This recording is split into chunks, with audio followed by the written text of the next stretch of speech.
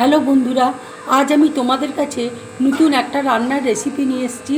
আজ আমি তৈরি করব সিম বাটা। এই সিম বাটা করতে দেখো আমার কী লাগছে, তোমাদেরকে দেখো দেখিয়ে দিচ্ছি। এখানে দেখো সিমকে ভালো করে ছাড়িয়ে আমি জল দিয়ে ধুয়ে নিয়েছি, নিয়ে সিমকে সেদ্ধ করে নিয়েছি। এখানে কাঁচা লঙ্কা রয়েছে, রসুন আছে, কালো জিরে আছে, হলুদ আছে। এখানে দেখো সিমকে আমি এবার মিক্সিতে বেটে নেব। এবার দেখো কাঁচা লঙ্কা দিয়ে দিচ্ছি, দেখো রসুন দিয়ে দিচ্ছি। এবার আমি মিক্সিতে দেখো বেটে নেব। সিমটা দেখো বাটা হয়ে গেছে, ঠিক এইভাবে দেখো বাটবে তোমরা। আমি দেখো ঠিক এইভাবে বেটেছি। কড়াই দেখো তেল দিয়েছি, এটা আমি সর্ষের তেলে রান্না করছি। এবার আমি কালো জিরে ফোড়ন দিয়ে দিচ্ছি। কালো জিরেতে দেখো খুব সুন্দর একটা গন্ধ বেরোচ্ছে। এবার আমি সিম বাটাটা দিয়ে দিচ্ছি।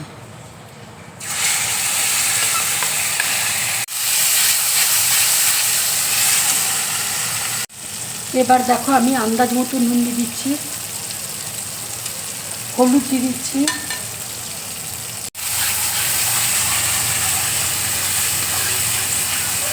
এবার দেখো অল্প করে আমি কাশ্মীরি লঙ্কার গুঁড়ো দিয়ে দিচ্ছি।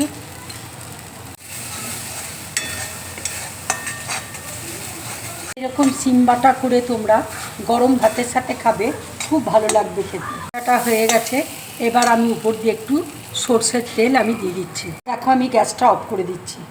বন্ধুরা, এই সিম বাটার রেসিপিটা যদি তোমাদের ভালো লাগে তাহলে লাইক করবে, শেয়ার করবে, আর ডিম ব্লগ চ্যানেলটাকে সাবস্ক্রাইব করবে। তোমরা বেশি করে কমেন্টস করবে, তাহলে আমার খুব ভালো লাগবে। নমস্কার।